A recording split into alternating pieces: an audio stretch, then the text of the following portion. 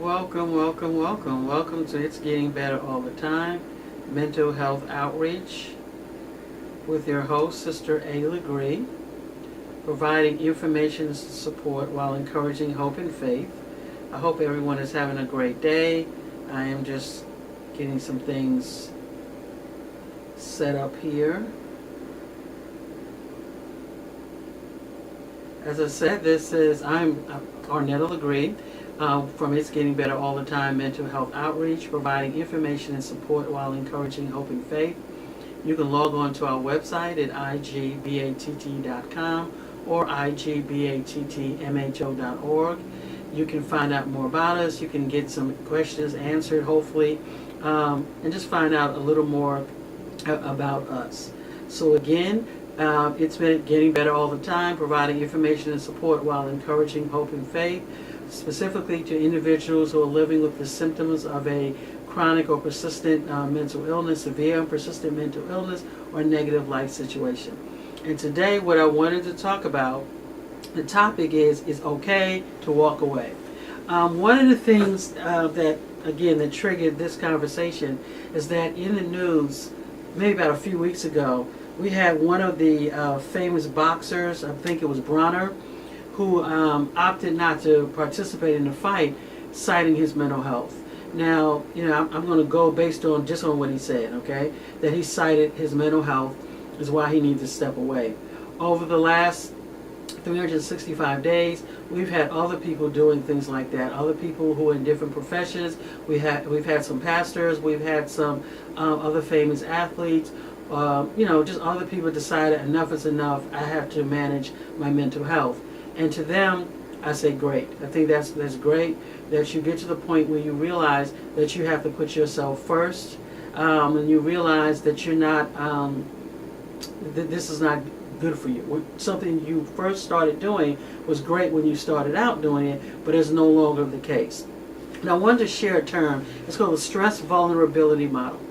And what we're saying there is stress vulnerability model. So what happens is that an individual may have a predisposition for a certain illness. I use the term diabetes, but it's really more so this stress vulnerability model actually speaks to about mental health. But let's say a person may have a predisposition for to have a certain illness, right?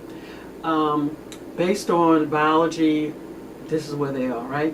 But if that person decides to another example, let's say I may have a predisposition for being 500 pounds based on where I'm in biologically, right? But if I eat right, I exercise, I'm really strict on what I eat, I'm really, just very religious or zealot when it comes to watching my diet, and I never become 500 pounds.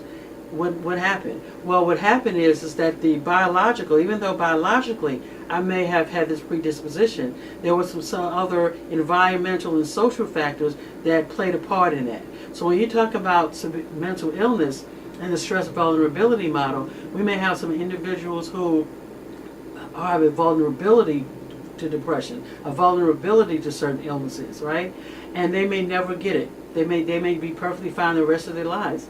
It's not until something happens, a trigger, a stressor, a stress that causes that vulnerability to manifest. One of the good examples you hear a lot are individuals who go away to school or go away to the military, right? The family will say, John was fine or Jane was fine before she went to the military or before she went away to school. And then they start noticing these particular behaviors about John or Jane. And they want to say, because of the military, because of maybe they were doing some drugs when they went away to college, and that's what happened. And, that may or may not be the case, but many times what's happened is that Jane or John, they actually always had a predisposition for a particular illness. It wasn't until they went away to school or into the military or until they met that particular stressor that vulnerability became a reality. So when you look back, if you were to look back at Jane and John's life, or whoever the case is, and you would find that there may have been some things that was going on with them before they went away to school. But what happens is, in a family, we know our relatives, we know our friends, and we just kind of get used to it. we get used to John. That's just the way he is. We get used to Jane. Oh, that's just how she is. She just, she flies off the handle like that sometimes. Or Jane, or John, or he gets mad, doesn't want to talk to people. We just get used to John and Jane's behaviors, right? And as long as John and Jane, they're in this protected environment, this environment where they know it's the same friends, they know the school, they know their neighborhood, it's everybody they know, they're fine. But once John or Jane gets out of that environment and goes to the military, goes to school, and now they're around people who are not used to their little special ways, then that's when you start seeing they start having challenges, which is the stress vulnerability model. One of the things that I noticed that was impressed me when you look at somebody like Adrian Bronner, or when you can look at many people, but I'm just using it for an example, is that one of the reasons why he got started in in boxing, because he said it saved him from the streets. Okay, when you look at Mike Tyson, he got involved with boxing because it was a way out, it was a distraction. So many times people may start, I started drawing, I started doing art because it helps me relieve my stress. And, I started getting involved in gymnastics as a way to take my mind off my troubles or my challenges, which is all great. So a lot of times we start doing things out of a distraction. I started preaching, or I started singing and I found that I was good at it because I was feeling like I was worthless, and singing and preaching gave me an opportunity to feel better, which is fine. The problem is that many people go into certain fields, but they never heal. It's okay to say, okay, I'm going into boxing as a way out, as a way of escape, or gymnastics, or whatever it is, just to kind of deal with my depression. It helps me feel better, but you have to do more than that, right? It's great to start that way. Once you start getting into boxing or whatever it is that you do that helps you deal with your bad reality, the negative things that are happening in your life, that's great. But as you start doing that, you want to add to that. What are you adding to that? You want to add maybe some counseling, some therapy, if you need medications, or maybe, talking to someone, right? You got to add to that. What happens is people start doing these things, and over a period of time, it begins to wear on you. I think I said before, it's like whenever you have a wound, if you have a wound, if you don't clean that wound out and you just put a Band-Aid on top of it, as time goes on, the wound is not going to heal properly. Sometimes there's dirt in it, there's things in it, you may have needed stitches, the wound can become worse and start, you can get an infection, it can start causing all types of problems in your body depending on the wound. Well, psychologically, what happens is we have things going on with us, and we just put a Band-Aid over it, okay? The Band-Aid could be, I'm singing, okay? I like to sing, and singing, like I said, takes my mind off my troubles. Or I like to box, or I like to do gymnastics, I like to play tennis, I like to, drink, or alcohol, whatever it is. But it's just a Band-Aid, because the wound has not been cleared. So you go through life, not really fully healed, or in a healing process, because we know for many of us, healing, there's a heal, Healed, and then there's a healing process that we do along the way, but you never start that process. What it is, you just fight through it, you start pushing through it, you push through it until you get to a point where you realize I can no longer push through it anymore, okay? When I get to a point where, this was fine then, is no longer fine now. Like I may have mentioned in another broadcast, you have some preachers, some pastors who go into the ministry, and they go into the ministry not quite healed or whole themselves, right? And they go into the ministry with all their issues they're still dealing with. So they're trying to carry their issues along with other people as well. And they're able to do that for a while, but over a period of time, it begins to wear on them. Over a period of time, then they start, that wound starts starts to seep. The infection starts to sit in, and you start seeing it. Same thing with whatever it is. I use preaching, but it could be an athlete, it could be a doctor, it could be a lawyer. Whatever it is your thing is, whatever it is that you do, and you do well, that causes you to take your mind off of your troubles.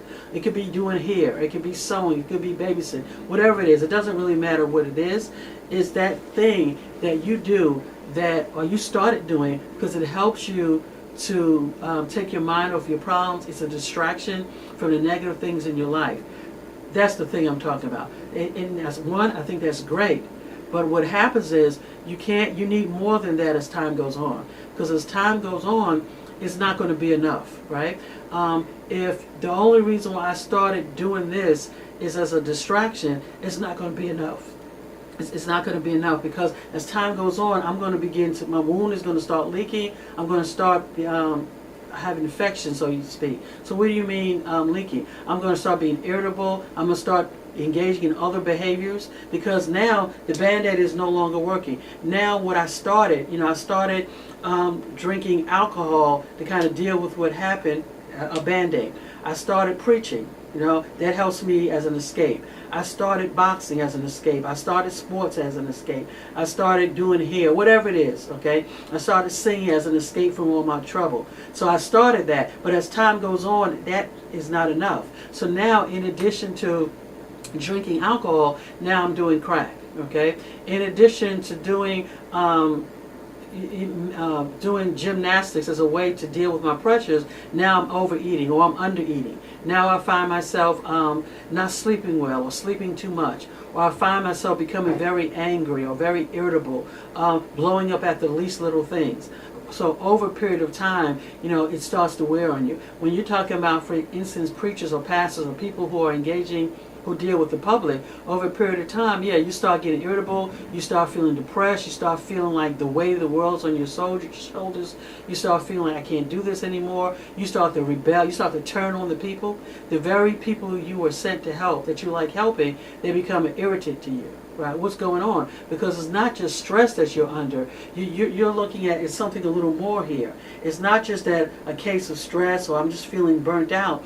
No, you are experiencing the feelings of having to carry the weight of unresolved issues for so long. So now to the point where it's like at a breaking point where you have to step away.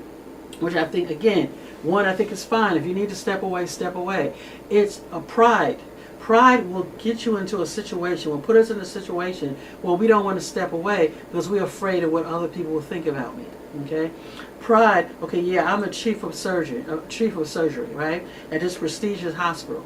I don't care if you're the chief of surgery at the number one hospital in the world. If over a period of time, if your mental health is starting to suffer, you may need to step away. You may need to step away for a little bit. You may need to step away permanently, right? Because what's happening is not just a case of, I'm just feeling burnt out. And see, this is how you can tell the difference. If it's just being burnt out, or I just need a vacation, you go on vacation, you sit by the pool, the beach, or whatever, you take a few weeks off, you come back, you feel refreshed and energized, okay? Versus where you do that, you come back, you don't feel rejuvenated or energized, right? You dread coming back. You can't. You can't get back into the swing of things, because what happens is not just how your behavior is what you're thinking. Your thoughts, feelings, behaviors go together, but your thoughts are really negative. Your thoughts are really. It's just struggling through. It's like, this is not really what I want to do anymore.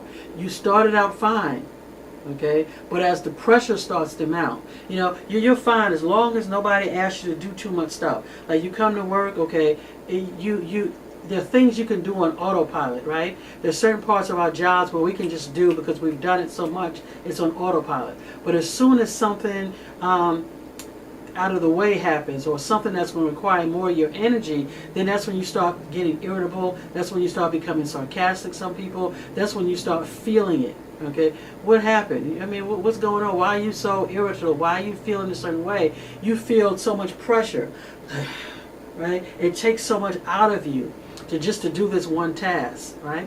So you gotta want to look at that.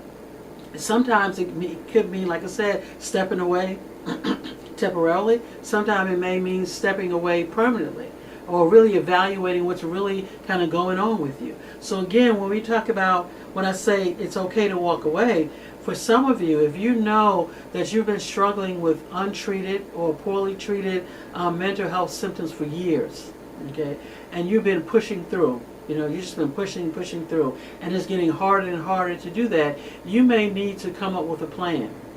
You may need to come up with a long-term plan, a plan that involves you, talking to someone, just having an honest conversation about where you are. And as I always say, everybody, it may not be a therapist for everyone. It may be a friend, a family friend that you can trust. It may be a family member, but talking to someone.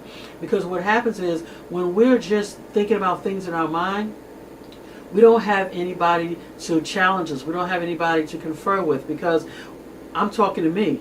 I'm talking to myself, right? I'm talking to myself, so my view is going to be limited. My view is limited because it's just me.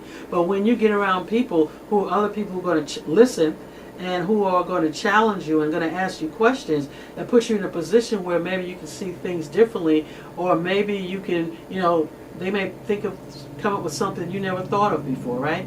So again, you need that other person. What happens from a spiritual standpoint, what the enemy will do, he will put you in a position where you think that you are your best counselor, where he'll put you in a position where you will think that you don't need anyone to talk to, that you don't need family or friends, that you're an island to yourself.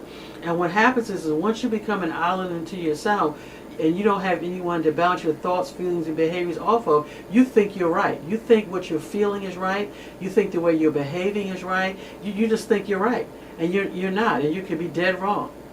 Right? Because it's your feelings. You don't tell me, I know how I feel. I know how I feel. Nobody is saying how you feel is wrong. We're just saying how you feel is based on your perception of what's going on. And sometimes our perception is not always accurate, because our perception is based on what happened in the past. See, we think about, I can say, go to my chair over there, and I can say that's a chair. And I can say, I feel like I'm going to go sit in that chair. I can do that because based on my history, my previous history with chairs, I can say that's a chair.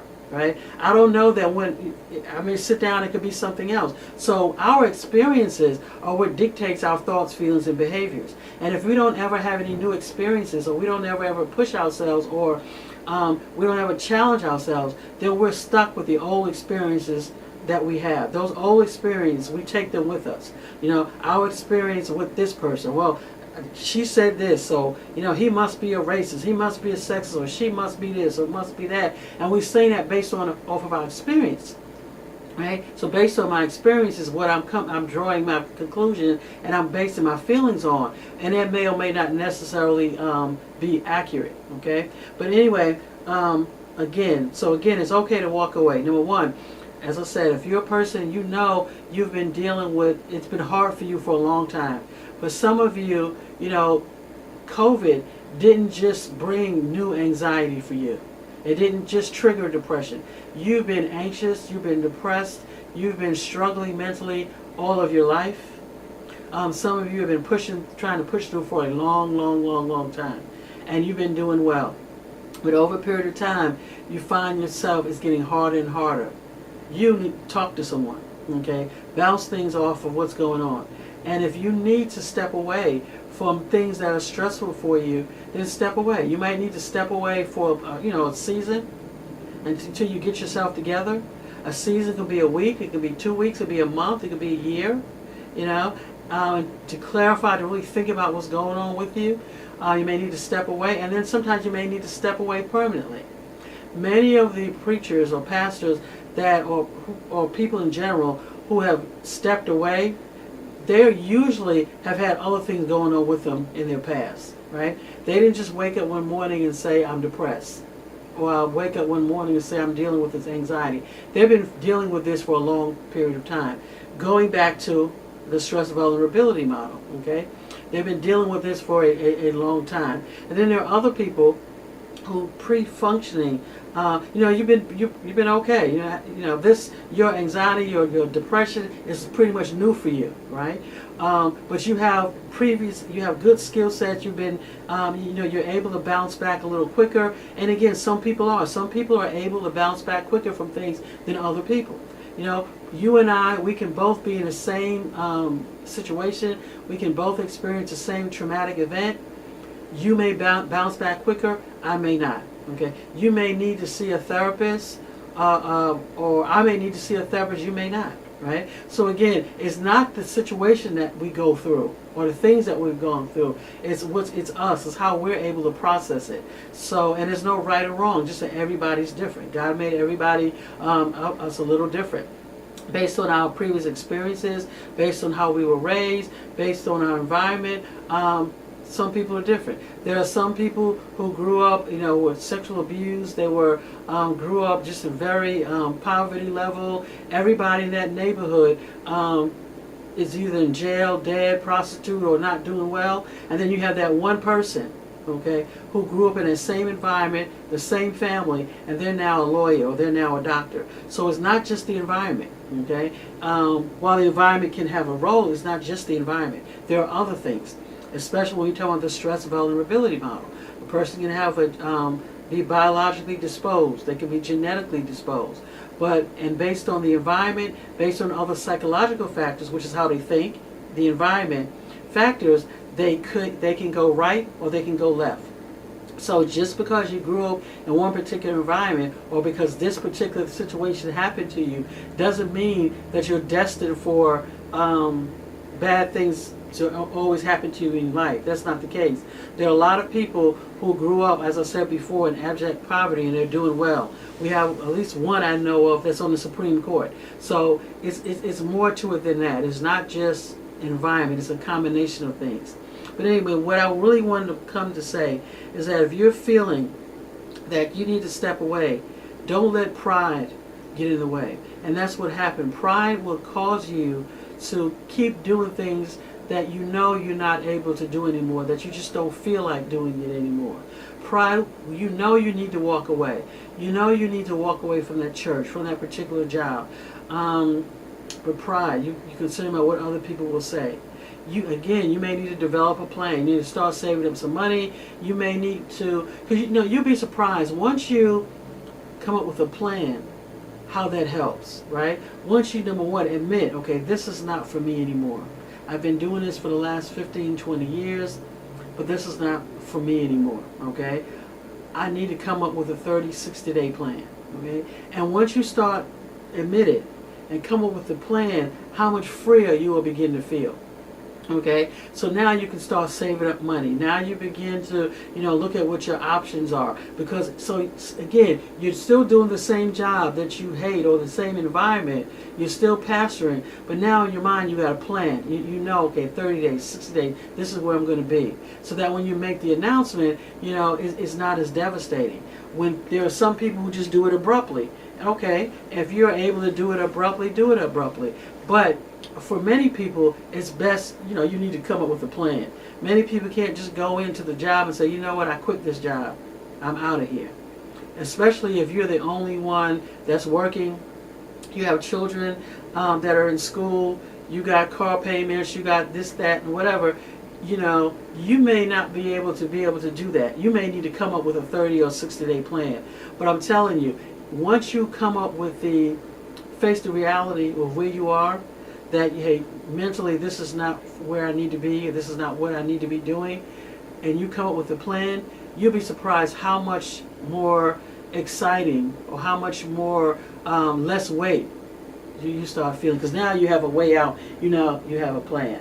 So again, I had wrote down some notes here, and I think I'm just all over my notes here. But again, if you need to step away, step away. 2, don't let pride get in the way. Okay? And for those of you who are faith-based, okay, don't blame, you really cannot let pride get in the way. Because what people will do, they'll try to blame God. Oh, well, because of your faith, well, what would it look like if I stepped away? What would it look like if I quit? God will, what would God think about me, or what would the other people think about me? Here's the thing, God already knows where you are. The Holy Spirit already knows. The Holy Spirit will lead, guide, and direct you no matter where you are, what side of the fence you are. God doesn't have a problem. The Holy Spirit doesn't have a problem with your illness. He doesn't have a problem with you hearing voices. Your diagnosis is irrelevant to him, right? Your diagnosis is irrelevant in the sense that it doesn't stop him. He still has a plan for your life. Who knows? Your plan may be for you to have done this for this amount of time. Now it's time for you to move on to the next phase. Who knows? The plan could be for you to be here and get this information so you can take this information and do something else with it. God never intended for you to retire from being a boxer. Maybe he wanted you to do something else. How do you know that his plan wasn't for you, from you retiring, from you saying, okay, I need to step away from this because of my mental health, how it's encouraging someone else. So you can't never, don't blame God because of something you want to do or don't want to do, okay? He'll be there with you. You consult him, you acknowledge him in all your ways. You say, God, I just feel like I need to tap out. And there's some of you that are listening to me, that's where you are. You feel like you just need to tap out. I just need to throw in a towel. I feel like I need to stop. I feel like I just can't go on. I feel like I have fought the good fight of faith as long as I could fight it. I feel like I have, I'm ready to forfeit the rest of the games. Whatever the case is, right? And it's okay. It's okay. The problem is when you lying to yourself, okay? The problem is when you feel like you're lying to yourself and you're lying to God. You can come to God and say, God, this is where I am. This is how I feel like this. And say, God, I really want to walk away from this. I really want to, this is what I want to do. If you saying this is not, well then I'm gonna need you to give me the strength for real to do this. I'm gonna need you to give me the strategy to do this, okay? Because some of us are doing things we were never designed to do. You were never called to go into full-time ministry. You just did it on your own. You did it because other people were doing it, right? You were never called to teach as long as you've been teaching. You were called to teach for a little while, to get the experience, and now you can do something else and become a master teacher or a master trainer. No one ever told you that you needed to be stuck doing this for the rest of your life. You did that. You decided this is what you want to do. And what happens is, once we get stuck doing something, and especially if you're good at it and you're comfortable with it, it's hard to realize, hey, I need to start doing something else. I need to do something else. There's this famous singer, I think it's Todd Delaney, right? He was don't quote me, I think he was a baseball star. Yeah, baseball star, right? He was a baseball star, baseball phenom, got all his money to play baseball, and he walked away. And he walked away from it because he felt that the Holy Spirit was calling him into ministry through music. And many people, if I remember right, and I'm paraphrasing, the guy, you got to be out your mind. You got to be crazy, right? Because the millions of dollars he was going to get. But he decided to walk away. Because he walked away because he felt that the Holy Spirit was calling him to do something else.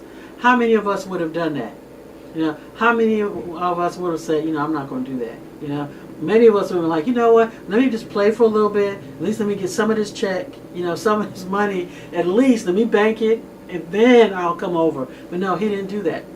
He walked away. And then now you look at him in his life, and you can see just how prosperous. He's prosperous 10 times over than he would have been. And for some of us, God is calling us to walk away. But it's us, our pride, what we want to do, what people will think about us, that's keeping us in the situation that we're in. We're miserable because we're making ourselves miserable. You're making yourself miserable. God is not saying you need to do this, because here's the thing. Whatever you do, okay, and you consult him, if you're saying it's enough, he'll meet you right where you are. It will be enough. He'll either strengthen you, or he'll strengthen you to leave, or he'll strengthen you to stay. Okay, but what I've seen what people will do, they'll claim that God is strengthening them, but you're really not. You're really not walking according to the scriptures, but you're saying, I'm going to have God to help me, God to help me. He can't help you if you're not doing the things he asked you to do. So if you're not going to do the things that he asked you to do wholeheartedly, then walk away. Okay, he'll be there with you. Okay, he'll be there with you. He'll be there with you if you stay. But why torment yourself? Some of you are tormenting yourself because you get up every morning, you're struggling. Some of you in tears going into to that job. Some of you in tears doing that particular task. You're doing it because you're doing it within yourself. This is not something that you need to continue to do. And you're depressed, you're anxious, you're worried, you're sad, you're cursing everybody out. Okay, you're irritable. You're flip with people. You're sarcastic. Okay, you're critical because it's you. Okay, you have to make a change. So again, it's okay to walk away. If you need to walk away because of your mental health, then walk away. Now I know, right, some people use that as an excuse, and I hate that because it kind of casts a bad light on people who have real mental health issues, mental health concerns, and who need to walk away. But then you have some people, it's more of a personality kind of concern. But nevertheless, if you feel you need to walk away because of your mental health, some of you, it's not a mental health thing. Some of you need to grow up, right? Some of you need to talk to someone. Some of you, it's a personality thing, and you need to work through. But then there are many people, that's not the case at all.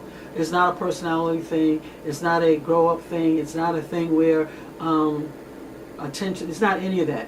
What it is that you're really struggling.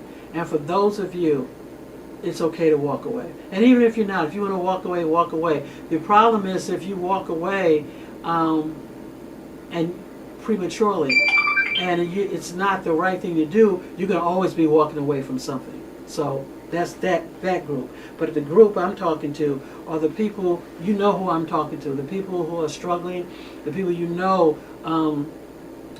put in the work. Okay, you have put in the work. Okay, someone like Adrian Bronner, he's put in the work. Okay, Mike Tyson, people have put in the work. Look, I've built businesses. I've gone through medical school. I'm doing this particular job. I've done this. Okay, you know that you put in the work. It's like, you know what? This is not about me personality. This is not about me not just wanting to do this. This is just not about me, my personal issues or anything like that. I'm not doing okay. Okay, I need to come up with a plan. I need to walk away. And if you need to do it, walk away. That's number one. Number two, some of you are in jobs, situations that you were never called to be in. You did it because it pays well. You did it because it was the right thing to do at that moment. Right? At that moment, it was the right thing to do. You needed a job. You need to feed your family. Okay, welfare is not going to pay you. These stimulus checks, I guess people are still getting out. I don't know if people are still getting them or not, but because there's so many people seem to be not working. But whatever these stimulus checks, if you have real bills, it's not going to work for you, right? Because you have kids in college, you have cars, notes, you have things that you have to, you need money for. Okay, so for you, you may need to come up with a plan. You don't have to put yourself as a sacrifice. Jesus Christ already did that. Okay, the thing is coming to him and say, Lord, I just can't do this anymore. Okay? What's my next step? What's my next move? Lord, this is what I need. I think my next move should be. I think I just need to quit. Okay, come up with a plan to quit.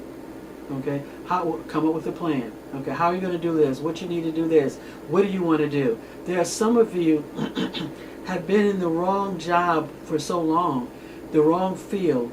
You have been pastoring and you shouldn't have been pastor for so long. You don't know what it is that you want to do or what you should be doing. You don't even know. It's been so long. You've just been hustling. You've just been grinding, right? You may need to take a minute to find out what is it that you really like. What is it that you really like doing? I really like helping people. I don't really like selling to people, but I like helping people. I like giving away information for free.